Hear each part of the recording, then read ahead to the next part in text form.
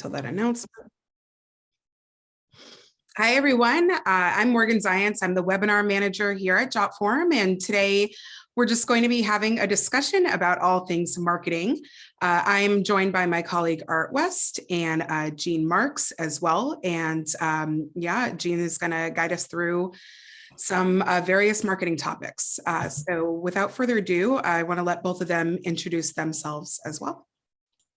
Yeah, thank you so much, Morgan. Excited to be here today. As Morgan said, my name is Art West, and I am the Senior Social Media Manager for Jotform.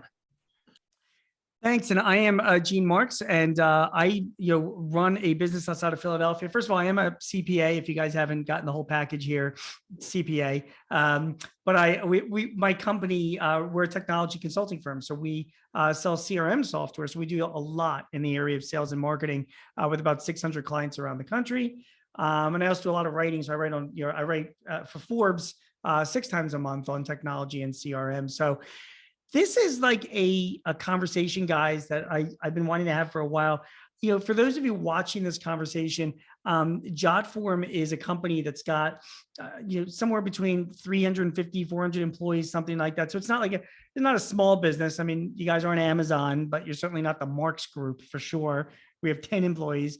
And over the years, I have just found that small business owners, whether we're freelancers or contractors or we have employees, I am fascinated by how larger companies market themselves and what they do, you know what I mean? And what they've learned, because they just have that much more resources. So, Art, you're the Senior Social Media Manager. But I know that you've got some comments on all things marketing, which we'll get to. And Morgan, you're the Webinar Manager. So so I'm going to start with you, Morgan. Like, as a webinar manager, what does that mean? Like, what is your job? Yeah, so I handle all things webinars here at Jotform, and I do actually have a background in webinar management as well. So maintaining our calendars so that there's no overlap in sessions, creating and managing product webinars. We do a new product release webinar about once a month, or a feature release, feature update, that sort of thing about once a month.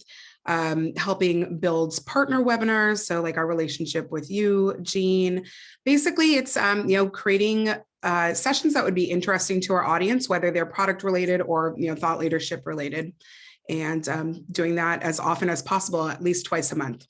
Okay, so let's pick your brain about webinars for a moment. So we're right now, we're recording this on Zoom. So is that like your main platform, or have you worked with any others? Yeah, Zoom is the main platform that we use here at Jotform. We have a pretty high level plan, and it has worked very well for us. We're able to, like we're doing now, pre-record sessions, do live sessions. And I know, Zoom is really one of the leaders in the market. So it's kind of, if it ain't broke, don't fix it at this point. Right. But there are a lot of other platforms out there too. There are, and I played with a bunch of them. I mean, we did, GoToWebinar, we did WebEx back in the day. And then other clients that I work with, On24 is another one that I think of. They all have their pros and their cons, but I don't know if you agree, Morgan, but like, I feel like Zoom is like just the simplest to use, it's not doesn't overdo it with the features. Yeah. That's what I would say is one of the real selling points of Zoom. And I think GoToWebinar is pretty similar too. That's what I used in my previous role. When you're talking about pros and cons of each, it's not a super, high frills. I know On24 has a lot of other features that you can do, pre-record stuff and then do live Q&A, but Zoom is really simple to use and very straightforward. And I think at this point, people are really used to using Zoom as well on the viewers end. So makes it very easy for viewers too.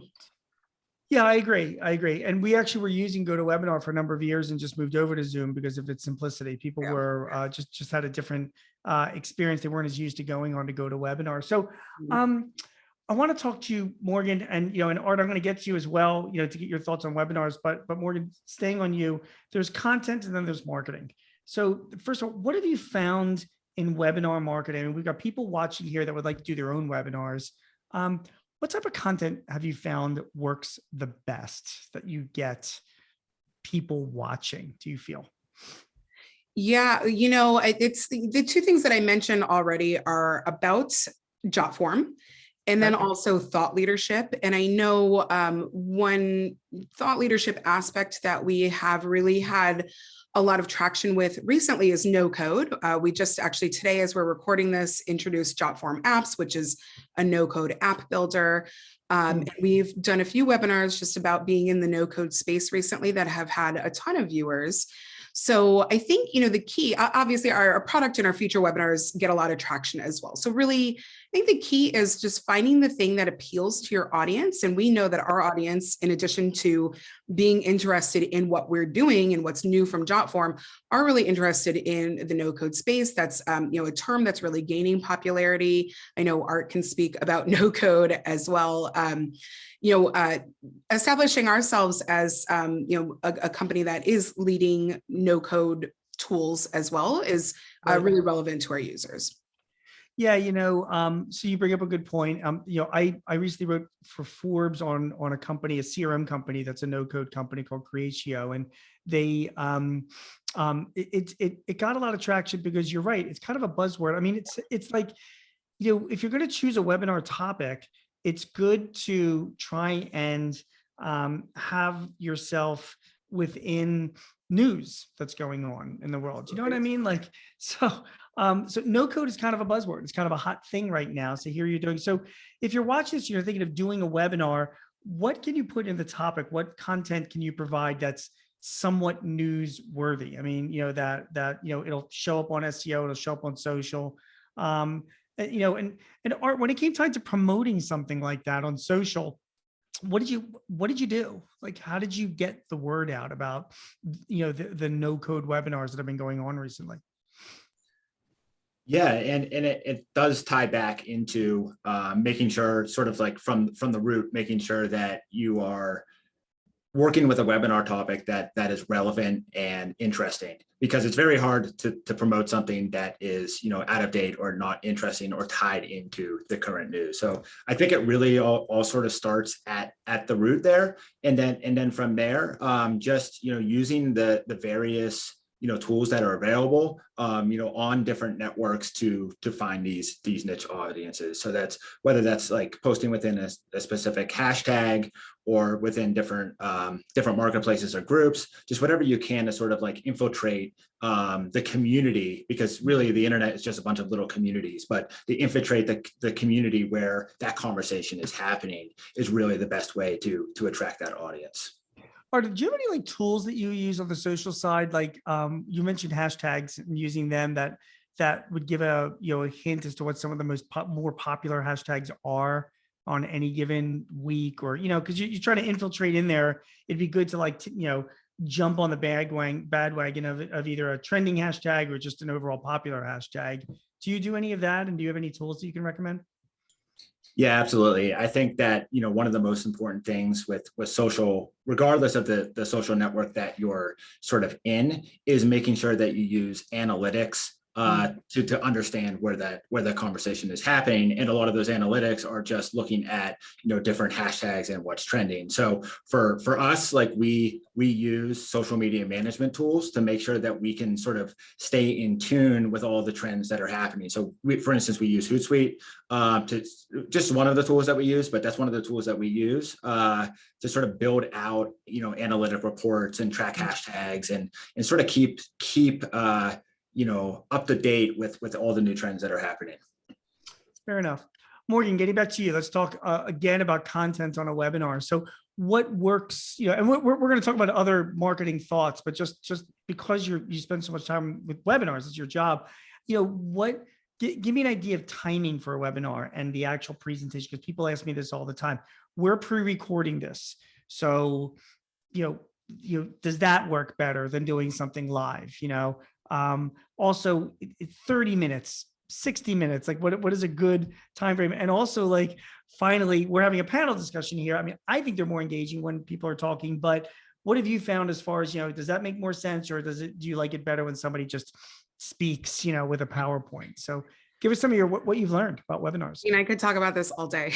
Yeah, yeah. Let me try to summarize that in a Yep. time limit here. Yep, we have 2 hours. Go ahead. Okay, great. Well, here we go. So typically, as far as general timing, studies show that Wednesdays and Thursdays are currently the best time, the best days of the week to do live sessions. That kind of tends to change year after year, I think, because people hear about that. They hear, oh, sessions aren't really happening as much on Wednesdays, so we're going to jump on Wednesdays. And Wednesday gets kind of overcrowded, so we move to Tuesdays. So if you are thinking about like growing a webinar program or really doing a full program, that's, trends are important to be aware of. Time-wise, generally speaking, 25 to 35 minutes is that sweet spot, especially if it is very slide heavy. I don't have a particular recommendation about slides versus panel versus demo, because I think they all really serve different purposes, and we do a combination of that. So again, if you are building a webinar program, a combination is probably, a smart thing to do, thinking about how you can diversify your content.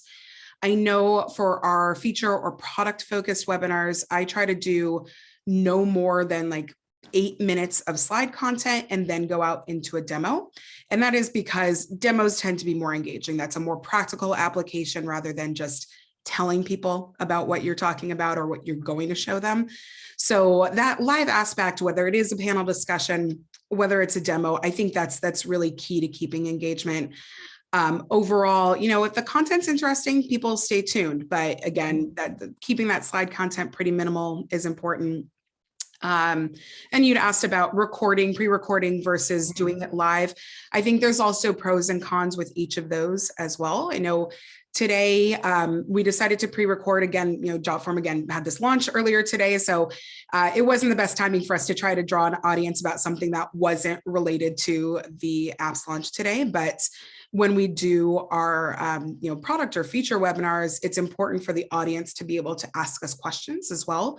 So in that case, doing it live is really crucial and really essential to keeping the audience engaged and making sure that we're serving our audience. So hopefully that hit all of the big topics that you asked. Done. You weren't even taking notes.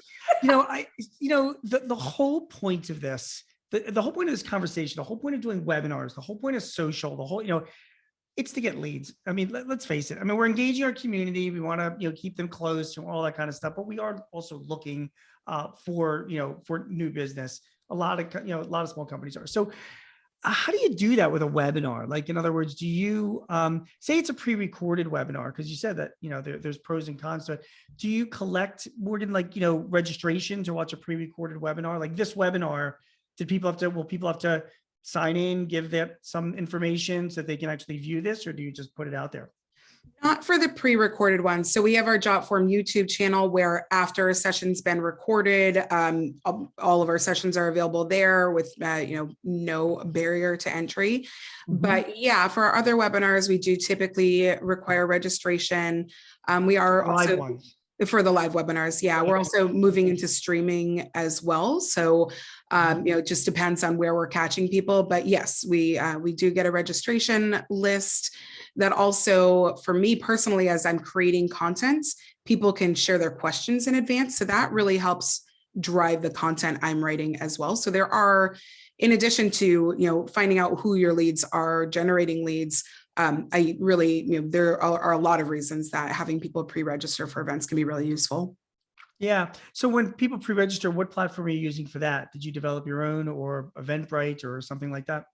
Yeah, we actually use Jotform, and that's one of the reasons we really like using Zoom is because there's a Jotform native integration. So we can very easily create a form. I think there's only one required field on there.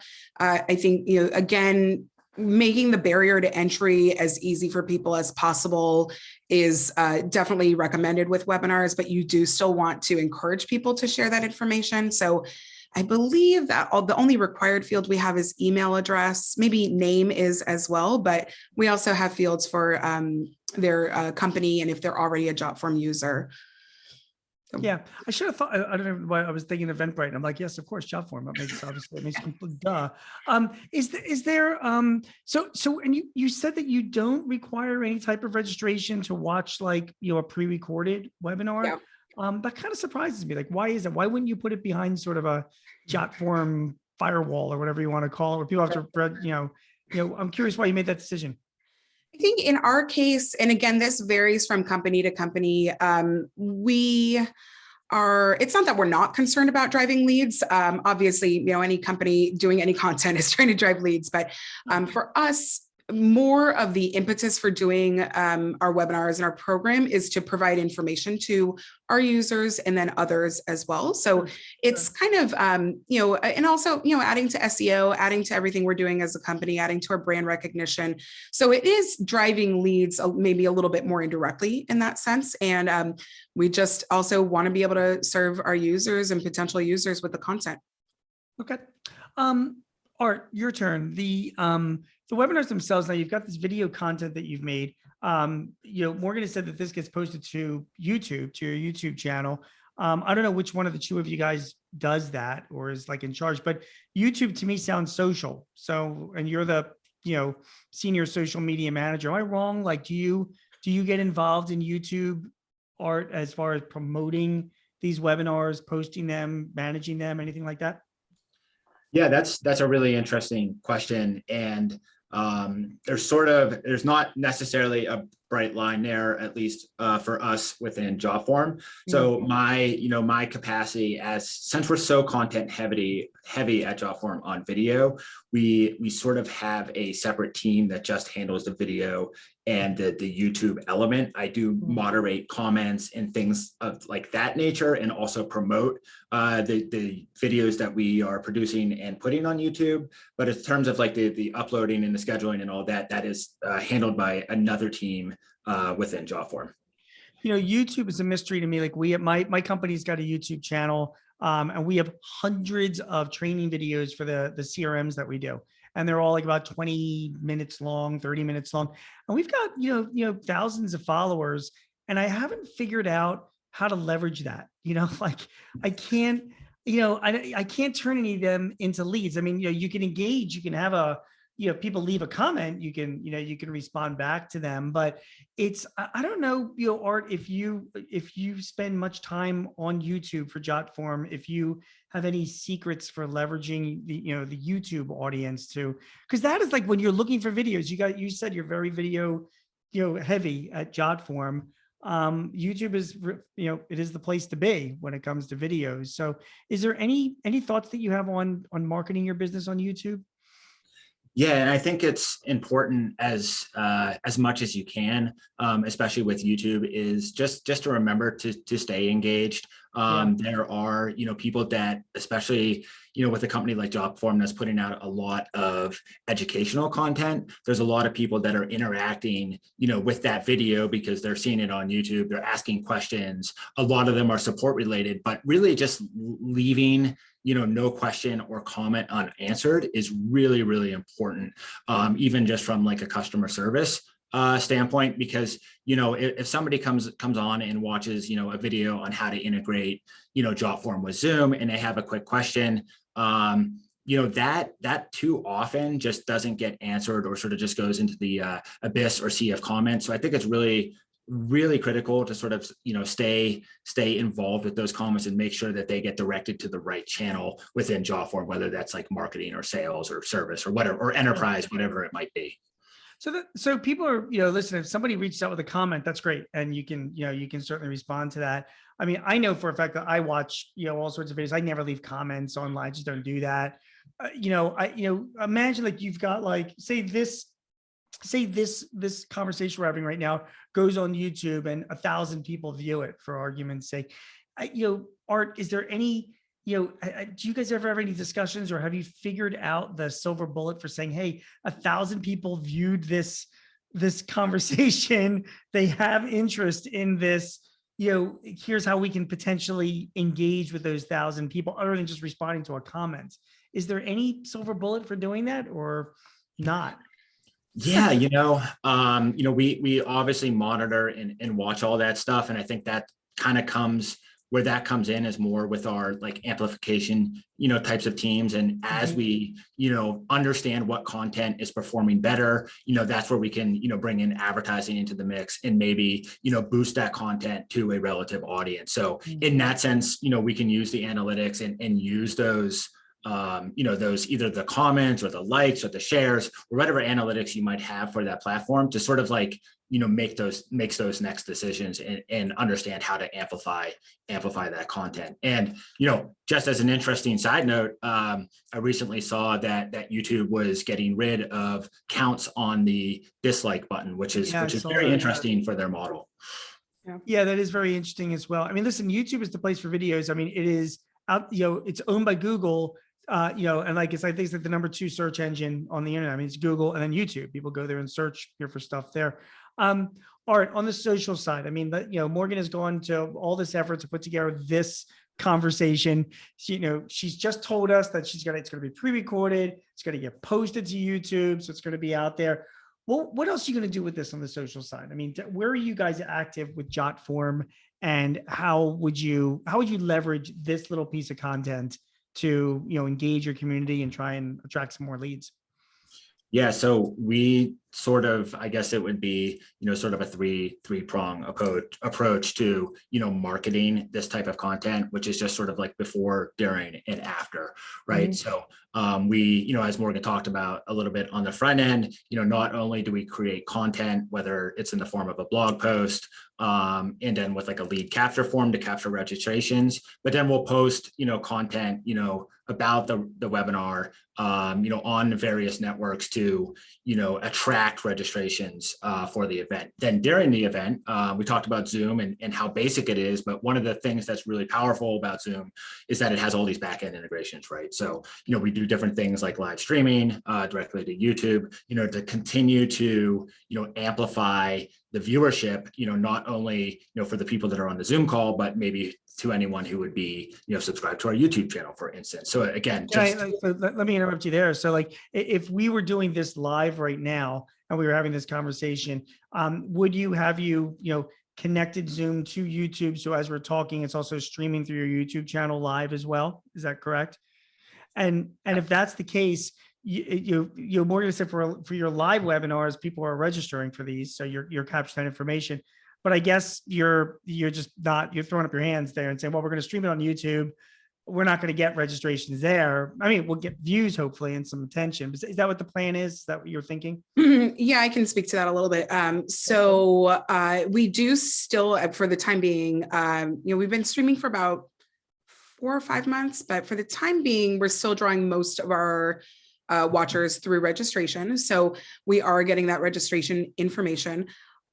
We wanted to be able to provide content to people who happen to be on our YouTube channel. We have a pretty big channel. There's a lot of different Jotform content. We have a lot of users and a good amount of engagement. And so, we wanted to show people what we were doing if they are on our YouTube channel already, what we're doing live, how we're, pretty consistently adding new content and, just another chance to catch people really. But yeah, we don't have the same way of capturing who those people are. But again, most people are still registering.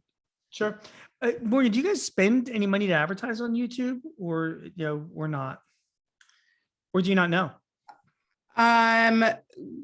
Advertise our what? Yeah, I mean, like YouTube. Or... Yeah, I mean, like just to expand on that. So, you can place ads on YouTube that will drive viewers to your views. I mean, like if you watch a YouTube video, you've seen the ones where it's 5 seconds and you skip. Yes. But the idea is that you get somebody's attention that can actually drive. Do you guys do any of that to try and drive more, more traffic to your YouTube site or to somewhere else? Yeah. And again, I don't know if you know or not, if that's something. Yeah. Well, we can touch on that, although we do have other people within the company who manage that, but Art, maybe you can tag team with me on this one.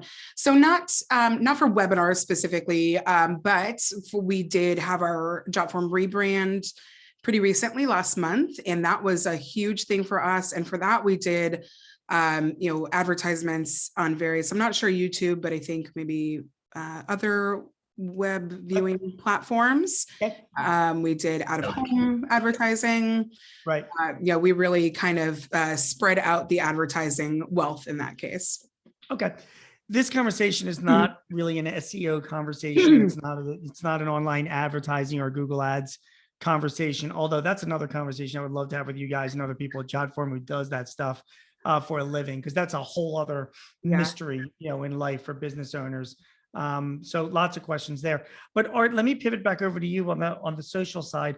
So, putting aside YouTube, we've talked about that. It's fine that you've got your community there. Social, it's really three big animals, right? It's actually Facebook and its related properties. So, Facebook, Instagram, or, LinkedIn or Twitter is the way I look at it. Maybe you look at it differently because I haven't mentioned TikTok, and maybe that's something that's out there. So you're the social guy there. Like where does a company like Jotform spend its time? Where's your audience, and how are you figuring out where to allocate your resources to all these different social platforms? Yeah, and I think you hit the nail on the head there. With the three majors one. Especially in business B2B marketing. LinkedIn, Twitter, YouTube, and then Facebook and TikTok, is an interesting conversation as well. We're seeing, a lot of, B2B type companies have some success there.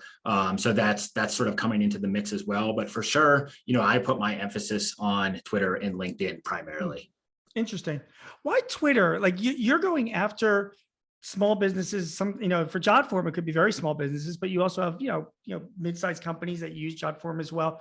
Why do you choose Twitter? Like Twitter to me is like, it's a bunch of angry people yelling at each other, from the media. It gets very political. That there's Twitter for me is like, I can post something like, I'm against the minimum wage for this, increase the minimum wage because it's going to hurt my business this way. And I post it on Twitter and I have people calling me everything from, well, what do you know what, and then I can post the same opinion on LinkedIn and I'll get the same number of people responding, but it'll always be like more professional. Well, Gene, I disagree because I think you need to consider it. You know what I mean? Like it's like a much more civil place on LinkedIn, So Why Twitter for Jotform? I would think that'd be like an area where you guys would be like, we don't even want to like deal with these crazy people on Twitter. Yeah. And that's so true, in many respects. I mean, I feel like the conversations are, albeit a different tone, they're still happening in both. But with Twitter specifically, I guess it's how you frame it, but the conversations are very authentic and more importantly in real time. So Twitter is valuable as a marketing tool, but also incredibly valuable as a customer service tool. So for us, if it's a very big support channel, if somebody has a problem, they're gonna more often than not come to us on Twitter or sometimes Facebook Messenger and voice that concern, and we can handle that very quickly using a platform like Twitter. So yes, marketing tool, but also for support. Aren't you terrified by hanging out your dirty laundry on Twitter? I mean, I know sometimes I get like, we sell Zoho, which is for a CRM application. And I love Zoho. We use it. We have like 200 clients that we serve on or whatever. God forbid Zoho is like, I have a problem with it. I'm right on Twitter yelling at them, on their Twitter account, like this is down, whatever. And then I think to myself, like, oh my God, I mean, that's like public, I mean, you guys must get that as well as a software company. Is that just part of the game? Like, you're like, listen, we're out there and this is just what we have to deal with. Yeah, I think you have to take it with a grain of salt. I mean, it's great because more often than not, it's a lot easier for someone to just tag Jotform and say, hey, your site's down, versus going to our support part of our site, filling out a ticket, doing all that. A lot of people won't do that. And they might just, leave the product and not come back. But Twitter gives them a very quick way to let us know. So yeah, sometimes it's a lot, and people will let you know very quickly that the site is down, but it also gives us the opportunity then to fix it faster. So I sort of put a positive twist on it in that way, for sure. Yeah, I think you just got to put yourself out there, and it is what it is on Twitter, and it's also listen, when something goes down, the first place I go is Twitter. when there's news that's happening, the first place they go is Twitter, like just to see what's going on. And so I think it's just a natural thing. So it's interesting that your audience is out there. Is it demographically, Art, do you find your social audience to be the more of a trending younger or trending, more freelancers, independents, smaller companies than larger companies on social, on Twitter in particular? Or do you not know? I mean, is it tough to get those demographics? Yeah, no, we can definitely get a sense. I mean, it seems to be a lot of, small to medium sized businesses, but also there's a big portion of our users that are solopreneurs or, entrepreneurs, startups, that whole community, especially with like the whole integration side of things and, the no code movement. There's a lot of people that are now just discovering tools like Jotform and the integrations that Jotform has, to connect to all these different services. So, the audience is ever changing, but for sure, there's a lot of the medium sized business community and then the startup community. All right, fair enough. Listen, I mean, Twitter gives you transparency and authenticity, and I think that's really, that's really super important. I mean, you guys have introduced your no-code tools. Some of them are going to break. I mean, there's going to be bugs. There's going to be issues. I mean, like we're all in the technology world. When that happens, people are going to report that to you on Twitter. And the world's going to see. But at the same time, we'll also be watching how you respond. And get a sense of the kind of culture that your company has and the way that you are. To Zoho's defense, same thing with Jotform, but with Zoho's defense, I have a problem. They are like super professional and super nice and all that. It's like, it's really, really important. How about LinkedIn? I mean, how do you leverage LinkedIn, Art, for your social, activities? And then I also want to double down on that with you, Morgan, about the webinars that you're doing, if you use LinkedIn Live or any of the video side. But Art, you first, how do you leverage LinkedIn for Jotform? Yeah, and the last thing I'll say sort of just about Twitter is it sometimes gets a bad rap, and you see all of these, sort of like the big news story is always, people, attacking or letting companies know when they have a problem on Twitter. But, I would say that, 9 times out of 10, most of the comments and the things that are directed, at Jotform on Twitter are largely positive. Good. Yeah, but by and far. And I think that's probably true for a lot of companies. We sort of tend to focus on, these big events where there's a, negative sentiment around a company, but, by and far, most days, the comments that come through are mostly positive. So let me respond to that and say that I have the exact opposite experience with the stuff that I write online because nobody reacts positive. So I'm glad that you're having that experience. And I believe you 100%. I'm sure that is the case. Twitter is also, let's also not forget that I think something like, less than 20% of the US population is even on Twitter. And like 20% of those are like active on Twitter. It's a relatively small percentage of the overall, even the US that's really active on Twitter, which sometimes makes me laugh because it's somebody in the media, whenever they say like, oh, the Twitter sphere is going crazy because of something that Beyonce said or whatever. And you're like, all right, well, that's like 4 people, when you look at it as a percentage of everybody, in the universe, but it makes news. All right, what about LinkedIn? Give me your thoughts on that. Yeah, so LinkedIn is incredibly valuable, as a marketing tool for us. We see it, more of a product and culture based tool. So a lot of our I think all of our job postings are posted through LinkedIn.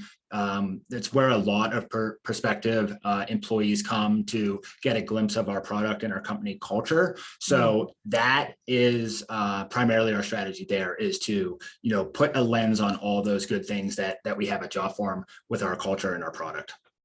Yeah, that's good to hear. And like on LinkedIn, you have a company page on LinkedIn, but you've also got your employees are connected to it on LinkedIn as well. Do you do posts on LinkedIn? Do you guys as a company, are you active there? So it's the reason why I ask is that I have some clients where they've got a company page, but the company page is not that active on LinkedIn. There are specific individuals within the company, senior executives or people that would consider themselves to be thought leaders, So, at Jotform, the CEO of Jotform, can be talking about the cloud and collaboration and online and making posts, from that account or a personal account on LinkedIn rather than from the company account. Is that how you guys, do you guys have that sort of thought, or do you just have a company LinkedIn account and that's where you make some posts to? Yeah, we do a little bit of both. Our CEO and founder does write articles that we sort of share, but we mostly share it from the voice of the company. on our LinkedIn page, and in our cadence, on LinkedIn is much slower than it is, of course, on other networks, like Right. let's just say the Facebook or the Meta properties, I guess I should say, Yeah. or Twitter. So, we do post, but it's a lot less frequent than you see, in other places. And the content is not much different, but it's much more selective. Again, we focus on product and culture. Got it. Morgan, do you guys post videos onto LinkedIn? Will this webinar see itself on LinkedIn? Yes. Yeah. Most likely. Sorry. Yeah. Go ahead. I was also going to say we have applied to do LinkedIn streaming, but that application is still in process. So hopefully someday soon we'll also be streaming live sessions there as well. Right. I'm actually kind of confused about it. So you've applied. I don't do LinkedIn streams. You have to apply to do, like, it just doesn't have like an automatic. Why is that? Is that like still like a test program for LinkedIn? It is. It's a pretty new program. Yeah. And I think it's probably quality control from what I've heard from other people who've applied, that they're, people who are already posting videos, they're getting through the process pretty quickly. So I'm hoping ours will be also pretty quick as well. I think about that. It's really, LinkedIn's owned by Microsoft, and they've done a really good job at keeping it professional and somewhat controlled. And you're right. I mean, if they just left the streaming open, because there's been all sorts of lunatics on Facebook streaming stuff that really has been a problem. And I can see why LinkedIn they said, no, we're going to have a vetting process where, okay, that certainly makes sense. As far as Morgan, like, if you get accepted to that, you'd be able to stream right from like a Zoom, webinar that you're doing directly through LinkedIn. Does that make sense? No, Zoom only has native streaming for YouTube and maybe Facebook. So it would be through a third-party streaming service. Got it. Okay, fair enough. Art, finally, and I know we're getting close to time, but I just, Art, Facebook, Morgan mentioned it. I don't know if we're going to call it Meta or Facebook. We're going to call it Facebook. Okay. We're going to call it Facebook. So tell us about what you guys are doing on Facebook and what your thoughts are as a vehicle for businesses to market and engage. Yeah, and one thing I just want to add with video that I think is really critical for all of these platforms, not necessarily just LinkedIn, but LinkedIn, Facebook, Twitter, is as much as you can, you want to, share the actual video itself, the actual MP4 video file, versus the alternative would be, a link to that same piece of content on YouTube or Vimeo or wherever you post it. Because if you post a link, ultimately that person is going to potentially click that link and go to a competitive platform. So there's all kinds of minutia into video requirements that we don't need to get into, but wherever possible, this webinar is on the longer side, but wherever possible, we would want to actually upload the entire video or even a portion of the video directly to the platform. And then, you could link out to view the entire content on somewhere else. So that way you're keeping people, engaged on that platform, which is ultimately what that platform wants, is they want people to, eyeballs to stay on their page so they can then sell ads. But so that applies to all of the networks. Right. Okay. I'm sorry. Before you move on, I just you did mention something else about videos, and maybe this for both of you guys. This webinar that we're recording right now, will it go through some post production as well, Morgan? I mean, is there any post production process? Because that's also another thing that I have learned when I do online stuff, particularly if it's pre-recorded, obviously, is to I have an editor that kind of slices it out a little bit, puts a little intro into it, a little whatever. Do you guys do anything like that? Not to add any pressure, but we really don't. I mean, we do a little bit depending on what happened, but especially since we've started streaming, that video is then available on YouTube right away. So, and it can take a while to process if we are processing it. So for the most part, no. Sometimes we'll trim, if I started too early or something, we'll trim a minute off the top or whatever. But this time, no. So hopefully you're both very happy with everything you've had to say today. And, Well, no, it's just the reason why it's important is there are some companies that get nervous about streaming something just live, or people, if they're financial services or they're healthcare or they're doing whatever. So we all want to keep that into consideration if that's your business as well. Art, and just moving it along, because I do want to keep the time for everybody to loses interest here, although I think this conversation is fascinating. Your thoughts on Facebook, and if you can include Instagram in those thoughts, please. Yeah.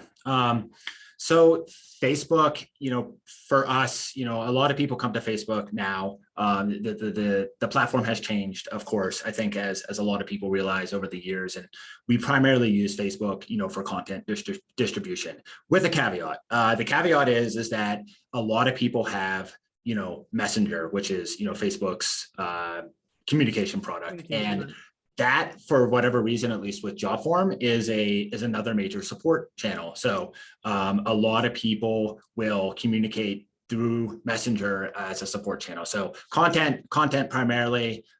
We don't really have much interaction with our content, on Facebook, except for the Messenger product, which is our support. So that's funny. I find the same experience on Facebook as well with me. Like I've got about 500,000 followers or fans or whatever on Facebook, and very little interaction going back. I mean, I post stuff all the time, some comments here and there, but like it's not a thing like it is on Twitter, which is weird. Even on LinkedIn.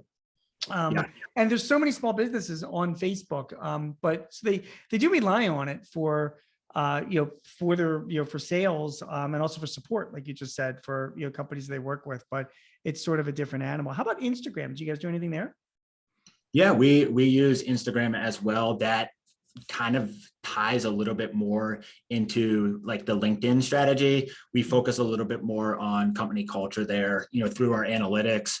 We're able to see that a lot of, just by geographic location, who's looking at our Instagram account, that is a lot of prospective employees.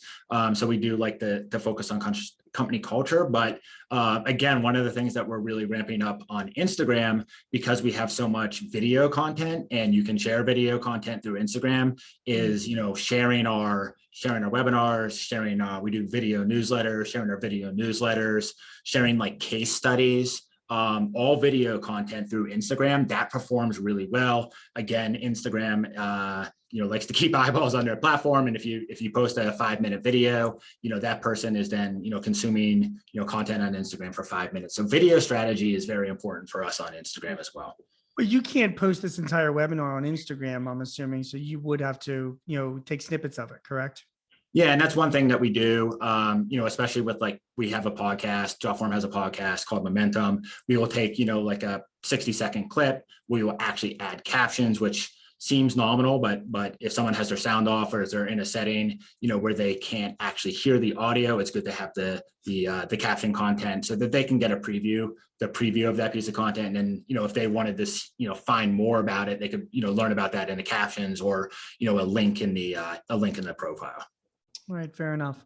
So guys, we've been all over. I mean, we talked about webinars and webinar marketing and also content for your webinars and what, sort of some strategy ideas for webinars. And then we talked about YouTube, we talked about LinkedIn, we talked about Twitter, we talked about Facebook, we talked about Instagram as well. Just getting your thoughts and your insights. This is what we didn't talk about. We never talked about CRM, customer relationship management. We didn't talk about email marketing, which I wanted to do. I want to talk about, I know, Morgan, you're big on referrals as well and customer referrals, and that's another topic. And then I don't even know if it's you guys or not, but I just, I would love to talk to people at Jotform about, SEO and their web, your website, and how they attract, visitors to the site itself and potentially engage visitors, in the user interface. So, there's a whole bunch of other stuff. But this has been great. This is really, I've learned a lot from you guys. We do at my company a lot of webinars and webinar marketing. We have an active YouTube page. We have an active, Twitter, LinkedIn, Facebook. So the tips that you guys have given me have been really helpful. So I want to thank you very much. It's been great. Great. Well, I can just wrap us up quickly, but thank you, Gene, as well. I mean, I know we've done a few sessions with you and they're always very engaging, so we appreciate that. You are doing another session. You mentioned Zoho a few times, and in a few weeks, we will be doing a session with Zoho as well. That one, I believe, will be live. So if anybody is watching this and interested, please keep your eye out for that. And I just want to thank both of you for your time today. I always learn from both of you as well. So Art, thank you. Gene, thank you. And hopefully we'll see all of you who are watching this right now for our next session, whether it's live or recorded. All right. Thank you so much. Thanks. Bye.